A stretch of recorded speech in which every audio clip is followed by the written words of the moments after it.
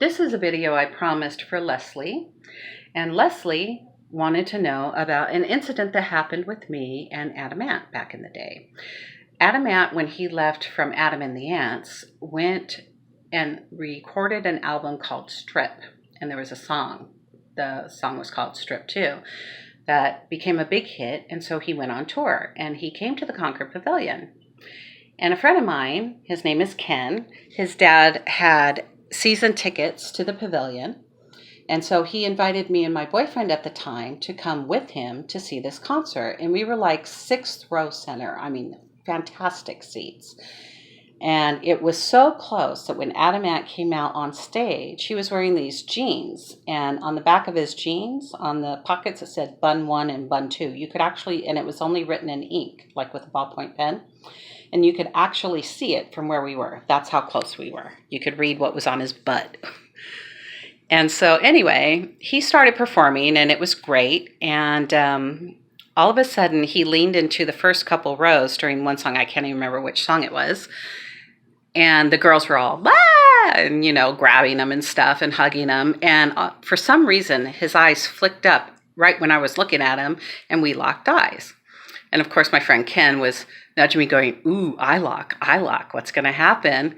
And my boyfriend was getting upset. That's the kind of guy he was. But anyway, so I didn't think much of it. We locked eyes. He backed up and performed the song, finished performing the song. And then later on, he was performing another song. And he had above the stage, it was like this suspension bridge that kind of went up, across, and down. And on each upright with the bridge suspended between it, it was a rope bridge. On the top of each post was this huge spotlight. So he climbs up the post to one side because he's, I guess, going to perform the song up there. And he turns the spotlight on, and he turns it right onto me. I didn't realize it was on me at first. I just knew it was in my direction. And by this point, we're all standing on our seats, dancing and whatever. So I'm looking around. I'm like, who the hell is he looking at? Looking around like this, And I realized I was surrounded with guys. Like, for some reason, where I was seated, in front of me was all men, next to me was all men, behind me was all men. And so I realized maybe it was me. So I kind of looked up at the spotlight where he was standing, and I went like this, like, me? You mean me? And he deliberately leaned away so I could see him from behind the spotlight, and he nodded. And then Ken was like, oh my God, he's going to send out security guards and try and take you backstage and blah, blah, blah. And of course, my boyfriend, being the jealous thing he was like, oh, you're probably going to say yes and blah, blah, blah. And you have to understand, I was 18. There was no way that I was going to, one, cheat on my first lover, which is who my boyfriend was, because I'm not a cheat. I've never cheated on anyone in my life. And two, I'm not into what you would call star fucking.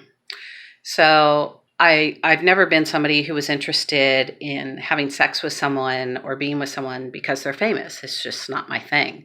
I've never been somebody who idolized movie stars, with the sole exception of Gene Kelly. I love Gene Kelly. And he could probably make me starstruck if he were still alive today. But anyway, to me, movie stars are just people like you and me, and they just happen to make a lot more money, and they're way better known. It's just not something that I was ever bowled over by or intimidated by. Anyway, so the concert went on, and sure enough, eventually he sent out security, and they found me, and they asked me if I wanted to go backstage to meet him.